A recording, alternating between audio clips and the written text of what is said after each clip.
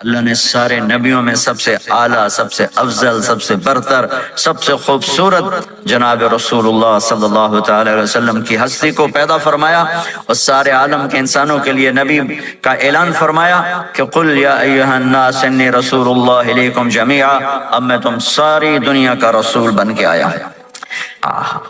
آپ کا ظاہر بھی اتنا خوبصورت اور آپ کی زندگی بھی خوبصورت۔ میں آپ کو اللہ کے نبی کا حلیہ بتاتا ہوں۔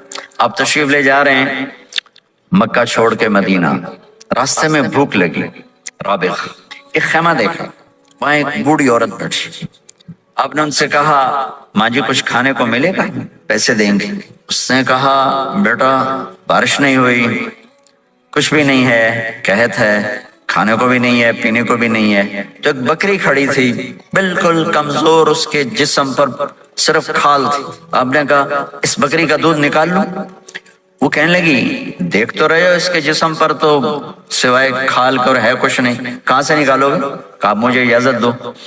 اب چونکہ ایک عجیب سا واقعہ ہو رہا ہے کہ ایک ایسی بکری سے دودھ نکالنے کی بات ہو رہی ہے جو چل بھی نہیں سکتی، تو بڑی آپ کو ایسے غور سے دیکھنے لگی کہ یہ کون ہے، یہ کون ہے جو اس مری ہوئی بکری سے دودھ نکالنا چاہتا ہے؟ تو غور سے دیکھ رہی، تو آپ آنکھوں میں سما گئے۔ پھر اس نے اس کو بیان کیا، آپ نے اس بکری کے تھنوں کو پکڑا تو لٹک کے نیچے آ گئے، دودھ سے بھر گئے۔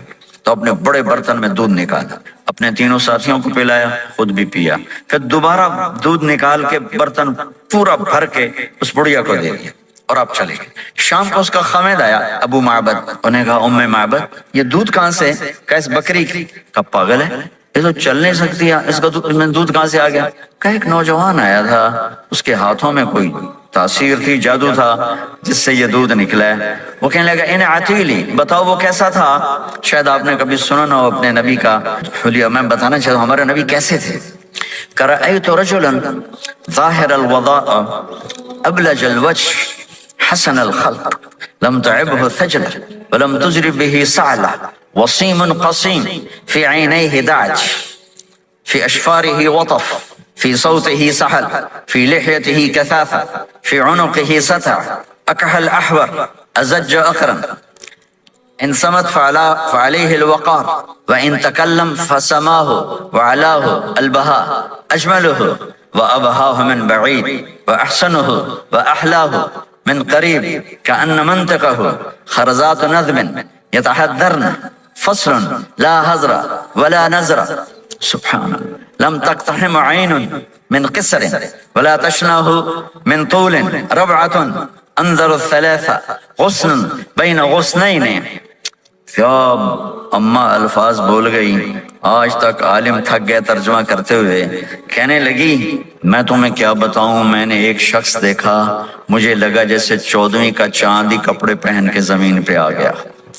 ظاہر الوضاء ابلج الوجہ، چمکتا چہرہ۔ میں پورا آپ کو ایک اور حدیث بھی ساتھ جمع کر لیتا ہوں۔ عظیم الہامہ، خوبصورت سر، بڑا شدید و سواد الشعر، سیاہ کالے بال، عظیم الہامہ سر خوبصورت گولائی میں، واسع الجبین کھلا ماتھا، ازہر اللون کلیوں جیسا خوبصورت رنگ چمکتا ہوا، پھول میں چمک تھوڑی ہو جاتی، کلی میں زیادہ ہوتی، کلیوں جیسا رنگ چمکتا ہوا، ازج الحواجب، یہ بڑے خوبصورت گول، وہ آج کل کیسے یہ پر پینسلیں لگا لگا لگا کے بیچاریاں یہاں تک لے جاتی ہیں، اور پھر پینسل کا رنگ اتر جاتا ہے، پھر اندر سے وہی عجیب و غریب نظر آنے لگتا ہے۔ تو میرے نبی کی اللہ نے ایسے خود بنا دی، ایسے پورے چلتی ہوئی یہاں تک آتی تھی، من غیر قرن، یہاں بال نہیں تھے، یہاں یہ جگہ خالی تھی، جن کے ہوتے ہیں وہ بیچاری یہاں سے نکال نکال نکال ہائے ہائے بھی کرتے ہیں اور نکالتے بھی ہیں۔ من غیر قرن، یہاں بال نہیں تھے، بینہما عرق یدرہ الغضب، یہاں ایک وین تھی، وین، جب آپ کو غصہ آتا تھا تو آپ غصے کو برداشت کرتے تھے، نکالتے نہیں تھے، برداشت کرتے تھے، تو وہ یہاں ایسے ایسے ایسے ایسے ایسے ایسے حرکت کرنا شروع کر دیتی تھی، تو اس سے پتہ چلتا تھا کہ اللہ کے نبی غصے میں بیٹھے ہوئے ہیں۔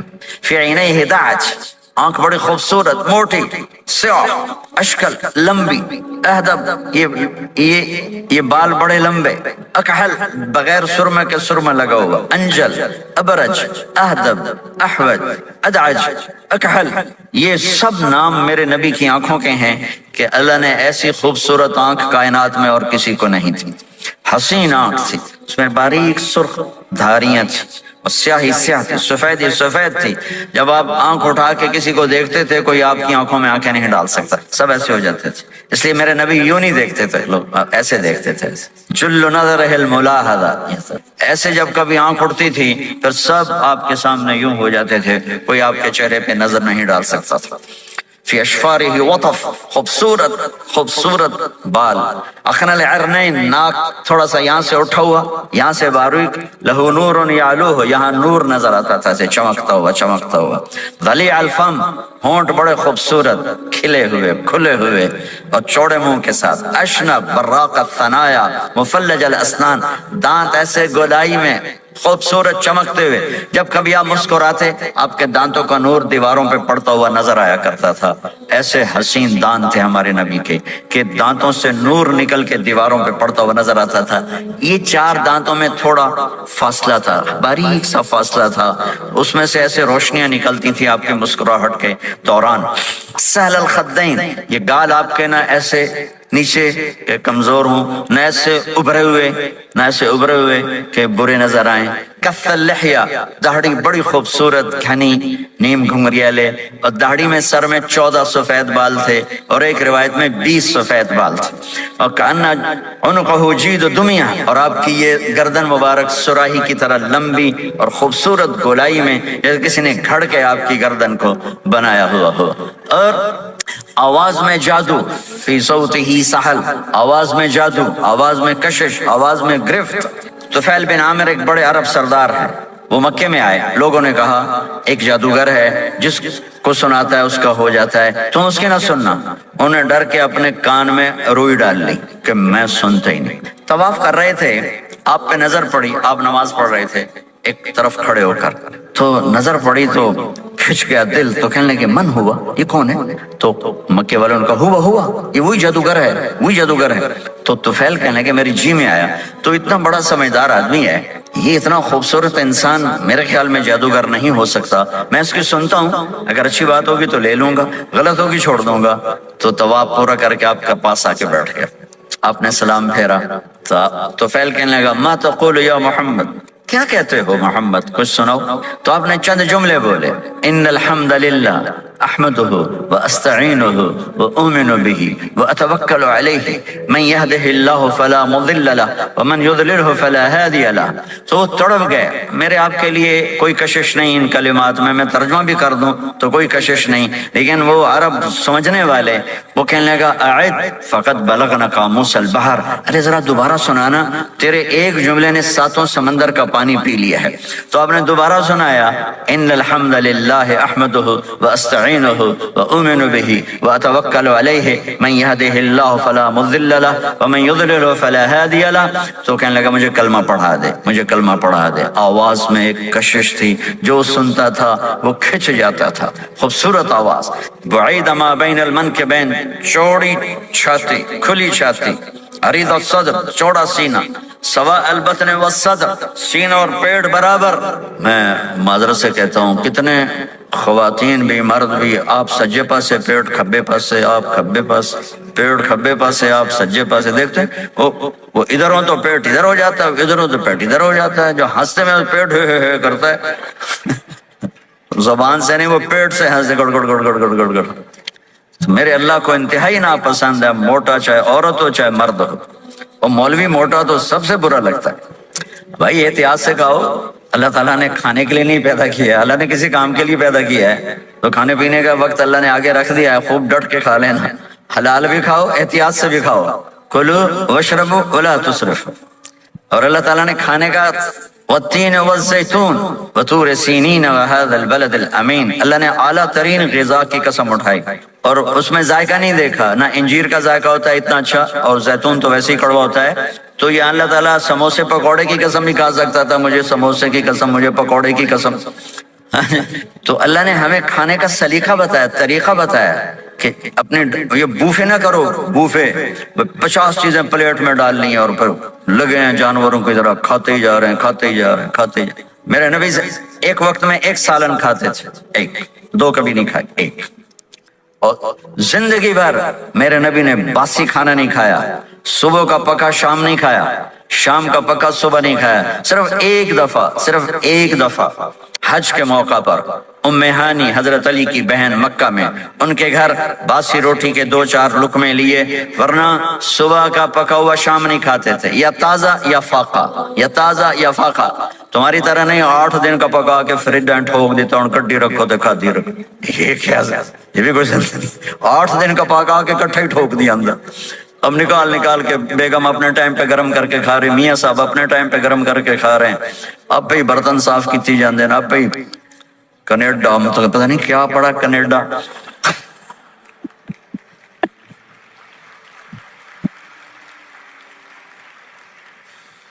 میں انگلینڈ گیا تو میرے بڑے اچھے دوست ہیں، وہ کہنے کہ مولانا میں نئی گاڑی لائے ہوں، آپ کو اس میں بٹھانا ہے، اچھا کتنے کی؟ کہنے کا 2.5 لاکھ پاؤنڈ کی ہے، 2.5 لاکھ پاؤنڈ کی۔ میں نے کہا اس کا ڈرائیور کون ہے؟ کہا جی ڈرائیور تو ہم خود ہی ہوتے ہیں۔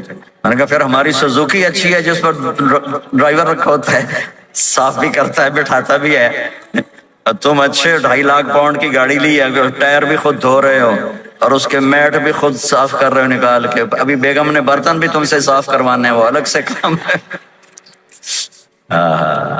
میرے نبی سوا البطن والصدر، میرے نبی کا سینہ اور پیٹ برابر تھا، سب القص، بالکل ایسے سیدھا قد، بالکل، اور کبھی زندگی بھر پیٹ بھر کے کھانا نہیں کھایا، صبح کھایا شام نہیں کھایا، شام کھایا صبح نہیں کھایا، جان بوجھ کے، اور جب کھایا تو چند لقمے۔ دقیق المسربہ، یہاں بالوں کا تار تھا جو ناف پہ آ کے ختم ہوتا تھا، باقی سارا جسم انور المتجرد، چمکتا ہوا جسم تھا، چمکتا ہوا، راہ بر راہ، یہ ہتھیلی کشادہ، شسن الکفین والقدمین، یہ جگہ اور پاؤں کی یہ جگہ، اس پر گوشت خوبصورت، مسیح القدمین، اس طرح تھا کہ یہ رگیں نظر نہیں آتی تھی، اور جو حصہ آپ کا کپڑوں سے باہر نظر آتا وہ نور چمکتا نظر آتا تھا، اور اذا زال قلعا، آپ پورا قدم اٹھا کے رکھیں، یہ ایسے نہیں چلتے کہ آپ پورا ایسے قدم اٹھاتے تھے پورا، اور یقارب الخطا، قدم چھوٹا چال میں تیزی، ایسے لمبے قدم نہیں اٹھاتے تھے، چھوٹا قدم لیکن اس میں تیزی بہت، یمشی تکفین، ذرا کندھے جھکا کے چلتے تھے، اکڑ کے زندگی بھر نہیں چلے، ہمیشہ یوں چلتے تھے، تھوڑی گردن بھی جھکی ہوئی، تھوڑے کندھے بھی جھکے ہوئے، اور عاجزی، اور ہمیشہ سلام میں پہل فرماتے تھے، جس کو بھی ملتے تھے سلام میں پہل ہوتی تھی، اور اتنے عالی اخلاق تھے، کبھی کسی کو یوں کر کے نہیں بلایا، ہمیشہ یوں کر کے اشارہ کر کے، پورے ہاتھ کا اشارہ کر کے بلایا، اور جب کبھی آپ کو دائیں بائیں سے کوئی بلاتا یا رسول اللہ تو اب یوں نہیں کرتے تھے، میں یوں کھڑا ہوں، مجھے فوزان کہتا ہے مولانا صاحب تو میں اتنا ہی کروں گا، جی فرمائیے کیا کہنا ہے، کوئی ادھر سے ہوگا تو میں کہوں گا ہاں جی بولو کیا کہنا ہے، پر اپنے نبی کے اخلاق دیکھو، یہاں سے کسی نے آپ کو بولا یا رسول اللہ تو آپ یوں نہیں کرتے تھے، آپ یوں کرتے تھے، جی فرمائیے، پورا اس کو سینہ دیتے تھے، کوئی ادھر سے بولا تھا یا رسول اللہ تو آپ یوں نہیں کرتے تھے، آپ پورا ایسے مڑتے تھے، پھر کہتے تھے جی فرمائیے، پورا سینہ دیتے تھے اس کو، اور پھر کوئی کہتا آپ سے بات کریں تو آپ یوں ہو جاتے، کوئی آپ سے بات کرنی آپ یوں ہو جاتے، جب تک وہ بات ختم نہیں کرتا تھا آپ اس کی سنتے رہتے تھے، اور جب کسی کی بات سنتے تھے تو بالکل اس کو چہرہ دیتے تھے۔ یہ موبائل نے ہمارے اخلاق برباد کرتا ہے، بچہ ماں سے بات کرتا ہے وہ بیٹھی موبائل دے، ہاں بولو کیا کہتے ہو، سن رہی ہوں، بولو سن رہی ہوں، آنکھیں ادھر ہوتی ہیں اور کان ادھر ہوتے ہیں، یہ جس سے بھی آپ ایسا کرو گے آپ نے اس کے دل کو تباہ کر کے رکھ دیا۔ توجہ فرمائیے، ہمارے اردو میں کہتے ہیں توجہ، تا ہٹا دو تو نکلتا ہے وجہ، چہرہ، اپنا بوتھا شریف میری طرف کرو، مجھے عزت دو، میری آنکھوں میں آنکھیں ڈال کے بات کرو۔ آپ کو صحیح سچا واقعہ سناؤں، ہمارے فیصل آباد میں ایک خاتون اسکول ٹیچر تھی، تو وہ پیپر چیک کر رہی تھی تو رونے لگی مارکنگ کرتے ہوئے، تو ان کے ہسبینڈ نے پوچھا کیوں روئی ہو، تو اس نے ایک پیپر نکال کے دے دیا کہ اس کو پڑھو، تو اس میں ایک سوال تھا کہ بچوں سے کہ آپ کیا بننا چاہتے ہیں، تو بچے نے لکھا تھا میں اسمارٹ فون بننا چاہتا ہوں، کہ میں دیکھتا ہوں کہ میری ماں اور میرے جو فادر ہیں وہ مجھے اتنا توجہ نہیں دیتے جتنا اپنے فون کو توجہ دیتے ہیں، میں ان سے بات بھی کروں تو وہ اپنے فون میں لگے ہوتے ہیں اور اسی میں لگے مجھ سے بات کرتے ہیں، مجھے میرا جی چاہتا ہے میں بھی اسمارٹ فون ہوتا۔ تو ان کے خاوند نے پوچھا تو کیوں روئی ہو، کہ یہ تیرے میرے بیٹے نے لکھا ہے، یہ اوپر تو رول نمبر تھا نا، ان کو تو پتا تھا کس کا رول نمبر ہے، باپ کو نہیں پتا تھا، کہ یہ تیرے میرے بیٹے نے لکھا ہے کہ میں اسمارٹ فون بننا چاہتا ہوں۔ تو یہ ضرورت کی چیز ہے، لیکن اب آپ تو اپنا کلچر بھول گئے. مراسی بڑی ایک عالی شان قوم ہوتی ہے ہمارے پنجاب میں, تو وہ ہماری پنجابی کی مثال ہے, مراسیاں دا پتر جمے انہیں چوم چوم کے مار چھڑیا. تو یہ سمارٹ فون نے تو میں ٹوائلٹ میں بھی فارغ نہیں رکھا, ٹوائلٹ میں بھی سودے کر رہے ہوتے ہیں بیٹھے ہوئے. تو ہر چیز کی ایک ترتیب ہے. میرے نبی جب کسی کی سنتے تھے تو پوری طرح متوجہ ہوتے تھے, چھوٹے کو بھی عزت دیتے تھے, بڑے کو بھی عزت دیتے تھے. تو میرے اور اللہ کے درمیان جناب رسول اللہ صلی اللہ تعالی علیہ وسلم کی ہستی یہ واسطہ ہیں, یہ رابطہ ہیں کہ مجھے اپنی زندگی میں ڈھلنا ہے اس محبوب کے طریقے میں جس سے میرے اللہ نے پسند کیا. فلا وربک یہ قرآن کی پہلی قسم ہے, والعصر یہ قرآن کی آخری قسم ہے. فلا وربک لا یؤمنون حتی یحکموک فیما شجر بینہم ثم لا یجدوا فی انفسہم حرجا مما قضیت ویسلموا تسلیما. مجھے قسم ہے میرے محبوب آپ کے رب کی. سبحان, یہ قرآن کی سب سے خوبصورت قسم ہے اور اظہار محبت میں سب سے عالی شان قسم ہے کہ اللہ تعالیٰ یوں کہہ رہا ہے, اے میرے محبوب مجھے آپ کے رب کی قسم. خود ہی قسم اٹھاتا ہے اور انداز ایسا ہے جیسے قسم اٹھانے والا کوئی اور ہے اور رب محمد کوئی اور ہے. یہ اظہار محبت کی آخری شکل ہوتی ہے کہ قسم اٹھانے والا اپنے آپ کو دو بنا دے. مجھے آپ کے رب کی قسم. کینیڈا والوں کو بتا دیں جب تک آپ کے طریقوں پر نہیں آئیں گے میں انہیں قبول نہیں کروں گا. اللہ کے نبی کو راضی کرنا, ان کے خوشی کو حاصل کرنا. ایک صحابی آئے, یا رسول اللہ میرا پڑوسی ہے, اس کی کھجور ایسے ہو کر میرے گھر کے صحن میں اس کے چند آتے ہیں شاخیں, جب پھل لگتا ہے تو وہ گر جاتا ہے تو میرے بچے اٹھاتے ہیں تو وہ ادھر سے دوڑ کے آتا ہے, ان کے منہ سے کھجور نکال لیتا ہے. آپ اسے کہیں کہ بچوں پہ اتنی سختی نہ کریں. آپ نے اسے بلایا, وہ منافق تھا, آپ نے اسے بلا کر کہا کہ یہ کھجور مجھے دے دو اور اس کے بدلے جنت میں مجھ سے ایک کھجور لے لو. وہ کہنے لگا یا رسول اللہ یہ مجھے اور میرے بچوں کو بڑی پسند ہے, کوئی اور ہوتی تو میں دے دیتا. اب چپ ہو گئے, وہ چلے گئے. ایک صحابی بیٹھے تھے ابو الدحدہ, یا رسول اللہ میں لے دوں, مجھے آپ وعدہ کرتے ہیں, مجھ سے وعدہ کرتے ہیں آپ مجھے جنت میں لے کر دیں گے؟ آپ نے کہا ہاں. تو پیچھے پہنچ گئے. کہنے لگے بھائی کھجور کا سودا کرو. جاؤ جاؤ, میں نے اللہ کے نبی کو نہیں بیچی, تمہیں کیسے بیچ دوں؟ کہنے لگے جو تیرے منہ میں آتا قیمت مانگو. کہنے لگا اپنا باغ مجھے دے دے, کھجور لے لے. باغ میں 600 کھجوریں تھیں. تو کہنے لگا پکی بات ہے, کہ چلو باغ تیرا کھجور میری. انہوں نے کہا ٹھیک, مجھے اور کیا چاہیے. 600 کھجوروں کا باغ. دوڑے دوڑے آئے, یا رسول اللہ میں نے کھجور خرید لی, آپ اب اس کو دے دیں. ہم نے کہا انہیں مجھے تو دینی, تمہیں کیسے دے دی؟ کہا جی میں نے پورا باغ دے دیا اور کھجور اس سے لے لی 600 کھجوروں کا. آپ نے کہا ہمارا پچھلا سودا کینسل, پہلے تھا ایک کھجور لے کر دوں گا, اب تیرا میرا سودا یہ ہے کہ تیرے لیے جنت میں بے شمار باغات بھی مل گئے اور تیرے لیے گھر بھی تیار ہو گئے. کم من عزق رداہا ودار فیاہا لأب الداہداہا. انہوں نے وہیں سے چھلانگ لگائی اور دوڑے دوڑے باغ گئے, اندر نہیں گئے, باہر سے کھڑے ہو کر کہا ام الدہدہ باہر آ جاؤ, ہم نے یہ باغ اللہ اس کے رسول کو دے دیا. یہ میرے عزیزو جہاں بھی رہو محمد مصطفیٰ صلی اللہ علیہ وسلم کی مبارک اور پاکیزہ زندگی کو اپنا ساتھی بنا لو, تو یہ جہان بھی آپ کا ہے, وہ جہان بھی آپ کا ہے. کوئی مشکل زندگی نہیں ہے, چند فرائض ہیں. 5 وقت کی نماز ہے, کیا زور لگتا ہے, کتنی دیر لگتی؟ 5 وقت نماز میں کتنی دیر لگتی؟ اور مسافر ہو تو آدھی ہو جاتی. روزہ سال کے بعد آتا ہے, آپ کے تو روزے ٹھنڈے ہوتے ہیں, چلو لمبے ہوتے ہیں لیکن ٹھنڈے ہوتے ہیں, ہمارے روزے تو بڑے گرم ہوتے ہیں, وہ بھی سال کے بعد ہے. اس میں بیمار ہو جاؤ تو معاف ہے, سفر میں ہو تو معاف ہے, بعد میں رکھ لینا. زکوٰۃ وہ مالدار پر ہے, حج مالدار پر ہے, غریب پر نہ زکوٰۃ ہے نہ حج ہے, تو پیچھے صرف ایک نماز رہ جاتی.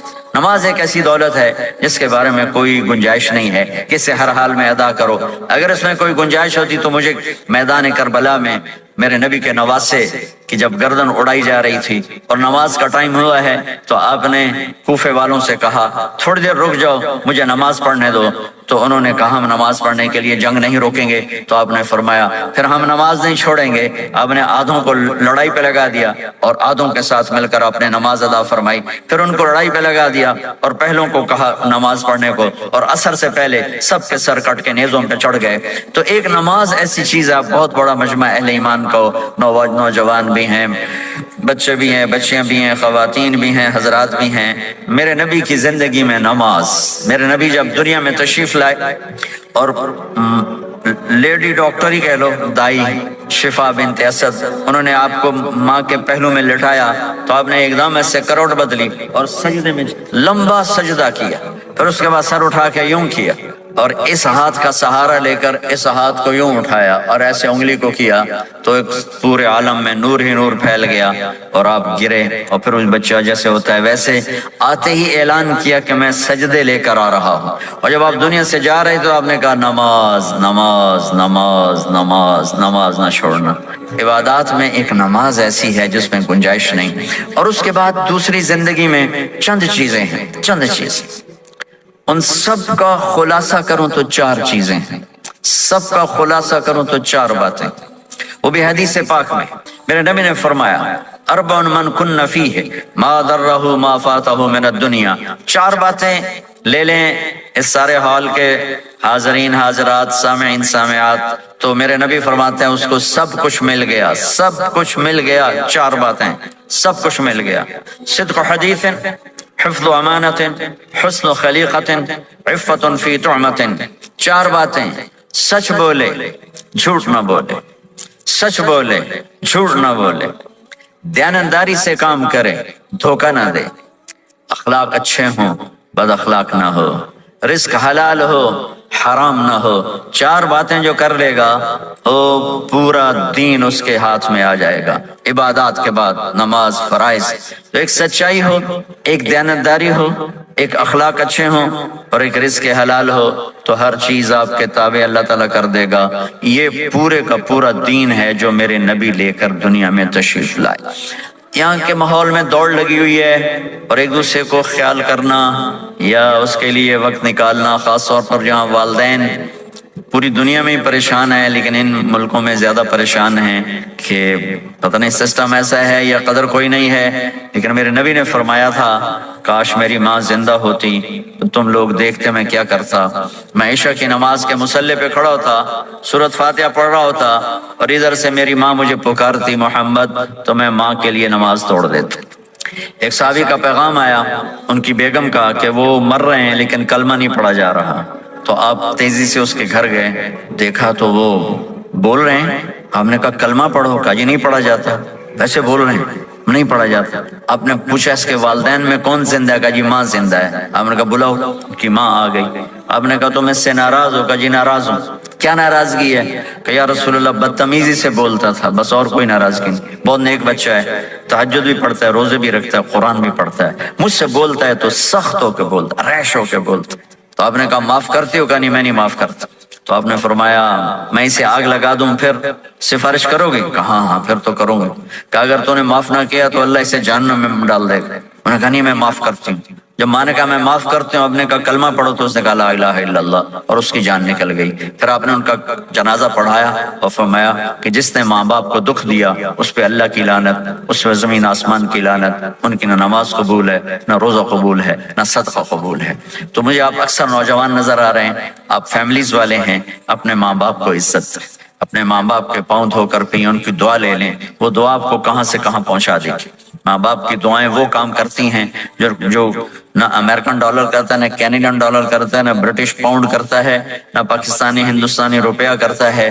ماں باپ کی دعاؤں سے ساتوں آسمان کے دروازے کھل جاتے ہیں، زمین آسمان کی برکتیں سمٹ کر ان لوگوں کے پاؤں میں آتی ہیں جو اپنے ماں باپ کی دعا لیتے ہیں۔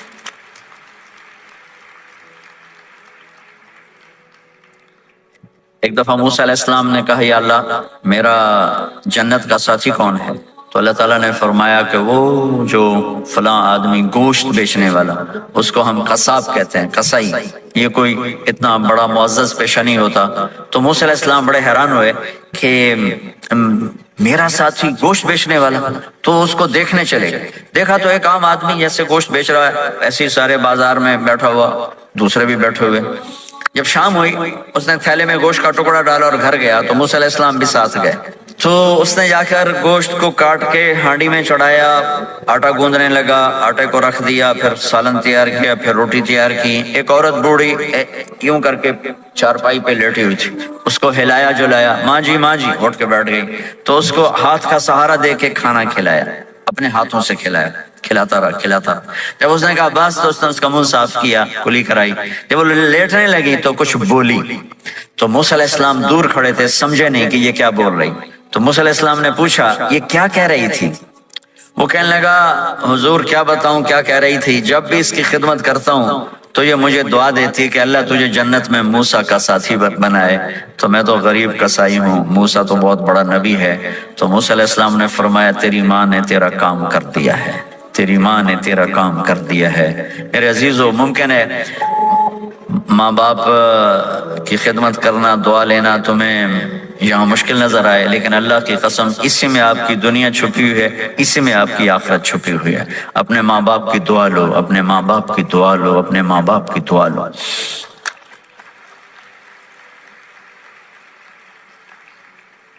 دوسرا رشتہ ہے یہاں خاوند اور بیوی کا۔ پورے ویسٹ میں طلاقیں بہت زیادہ ہو گئی ہیں، بہت زیادہ طلاق کی ریشو بڑھ گئی ہے۔ یہ سب سے خوبصورت رشتہ ہے، سب سے عالی شان رشتہ ہے، اور اللہ کے نبی نے فرمایا سب سے بہترین انسان وہ ہے جو بیوی کے ساتھ اچھا سلوک کرتا ہو۔ اور آپ کو ایک عجب حدیث سناؤں، سب سے پہلے جو چیز قیامت کے دن میری نیکیوں اور برائیوں کو تولنے کے لیے جب اللہ ترازو لگائے گا تو سب سے پہلے جو چیز تولنے میں رکھی جائے گی وہ میرا بیوی کے ساتھ سلوک تولا جائے گا، اور بیوی کا خاوند کے ساتھ سلوک تولا جائے گا۔ یہ وہ رشتہ ہے جس کو سب سے پہلے جنت میں بنیاد رکھی گئی۔ اللہ نے آدم اور حوا کا نکاح پڑھا کر انہیں خاوند اور بیوی کے رشتے میں جوڑا، اور یہی رشتہ جنت میں جا کے آخر میں بھی یہی رشتہ ہے، وہ خاوند اور بیوی کا رشتہ ہے۔ میرے نبی نے 11 شادیاں کی، اللہ کی قسم صرف ہمیں زندگی سمجھانے کے لیے کی کہ گھر میں زندگی کیسے گزاری جاتی ہے۔ نماز کے لیے 1 لوٹا پانی چاہیے، 10 منٹ چاہیے، لیکن گھر میں اچھے اخلاق کے لیے بہت بڑا ظرف چاہیے۔ بیوی کے اخلاق و خاوند کے لیے، خاوند کے اخلاق و بیوی کے لیے، یہ اتنا خوبصورت رشتہ ہے، اتنا بنیادی رشتہ ہے کہ تمام رشتے اس کے سامنے چھوٹے پڑ جاتے ہیں۔ ہمارا عام طور پہ جوائنٹ فیملی سسٹم ہے، ہم اپنے اس رشتے کو بچائیں باقی رشتوں کی زیادتی سے۔ والدین سختی کریں تو اپنی بیوی کو بچاؤ، بیوی سختی کرے تو اپنے والدین کو بچاؤ، بیچ میں تم ایک ترازو کا کام کرو۔ ہم اپنے گھر کو خوبصورت بنانا چاہتے ہیں تو جو ڈالر سے نہیں خوبصورت ہوگا، یہ آپ کے اخلاق سے خوبصورت ہوگا۔ ایک میٹھا بول وہ بیوی کے دل کو خرید لیتا ہے، ایک میٹھا بول وہ خاوند کے دل کو خرید لیتا ہے۔ ایسی اولاد کے ساتھ بھی وہ شدت اور سختی نہ ہو، بلکہ نرمی کا معاملہ ہو، پیار محبت کا معاملہ ہو۔ میرے نبی نے حسن حسین کے ساتھ 7 سال گزارے، آپ نے ایک نصیحت نہیں کی، ان کے ساتھ کھیلتے تھے، ان کو ٹائم دیتے تھے، اس طرح صفات منتقل ہوتی چلی گئیں۔ یہ چند چیزیں ہیں، ان کو کرتے کرتے دنیا سے چلے گئے تو دنیا بھی آپ کی ہے اور آخرت بھی آپ کی ہے۔ اور میں اپنی بات ختم کرنے سے پہلے، اگر کسی سے لڑے ہوئے ہو تو صلح کر لینا اٹھ کے، اگر کسی سے بات چیت بند ہے تو صلح کر لینا۔